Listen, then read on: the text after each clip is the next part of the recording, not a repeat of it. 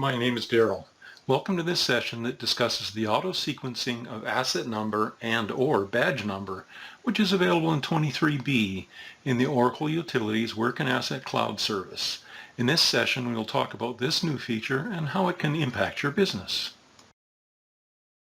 I will give you an overview of auto-sequencing of asset number and/or badge number, followed by more detail to explain how you would use it and the benefits to your business.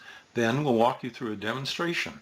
Finally, we'll explain what you need to consider when implementing this product in your business and provide you with some additional resources. Prior to this release, users had to come up with a unique badge number across the enterprise, and most often, that badge number was a required field. As requested by a number of customers, we've also added an asset number field. Configurations on each asset type can control if a number is to be generated upon asset creation, a prefix for that number, if it contains a 2 or 4-digit year, and the length of the generated number. That's individually configured for both the asset number and badge number on each asset type. Now let's take a look at the auto-sequencing of asset number and/or badge number. So let's take a look at asset and/or badge number creation. Once you've got an asset type configured, take a look at it. So this could be a new asset type, or you can configure your current asset types to have the application take over the numbering of the asset or badge number. So the new section here is automated numbering. And as you can see, I've got asset number generation turned on. It's off by default. I want the asset number prefixed by HYD for hydrant. That has to be unique across the enterprise. And I want to put in a 2-digit year. Then the number that's generated, I want that to be 4 digits.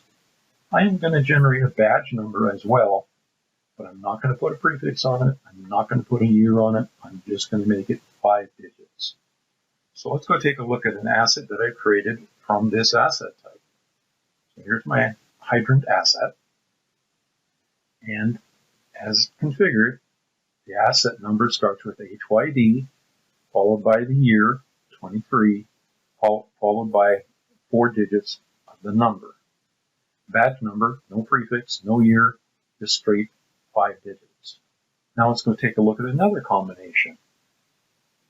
My wood pole asset type has been configured for an asset number generation, prefaced by PW for pole wood, prefaced by a 4-digit year with a sequence number of 5, but no badge number generation.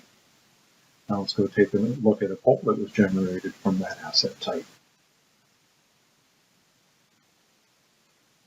So as you can see, only the asset number was generated, not the badge number. It starts with PW, it's got a 4-digit year, and then it's got the 5-digit number afterwards. Every asset type that you set up, by the way, is going to create a unique row in CI sequence. So the asset type itself is going to start with 1. So if I'm prefacing it with anything, it's going to start with 1, and that'll reset at the beginning of the next year. So the first asset of pole wood created in 2024, it's going to have a number generated as 1 because the asset number is the full number. I look at another combination. So for my overhead transformer, I'm not generating an asset type. I am generating a badge number prefaced by TX for transformer with a 2-digit year and 5-digit numbering. Let's go take a look at that transformer that was created from this asset type after I configured it. So asset number, not generated, wasn't required, not populated. Badge number was generated, prefaced by TX, 2-digit year, and the 5-number sequence. Now the last combination I wanted to show you was my battery asset type. I do want an asset number generated, no preface, no calendar year, 5-digit sequence number, same with the badge number. Generate in badge number and a 5-digit sequence number. Let's go take a look at the battery I created. So now the assets are being numbered just by the asset number itself. So I already have an asset number out there on a different asset of 1, So the next available number is 2, and the next available number, whether it was for asset or badge, is 3. So that's what I got. Asset number 2, badge number 3. And I also wanted to show you, if I were to attempt to edit this, I can edit all the fields except for the numbers that are being system generated. I can't click in there, I can't edit those fields. They're owned by the system at this point. But if I wanted to open that back up, I've changed my mind, this doesn't work, I want to change the configuration. I can revise the asset type to have it prefaced, put the year in, change the length, whatever I need to do. And because I've changed it, I'm also going to restart the sequencing. And that's about all I had to show you about badge and asset number generation. Let's get back to the PowerPoint. In this implementation advice section, we'll go through what you need to consider before enabling this feature in your business and what you need to know to set it up.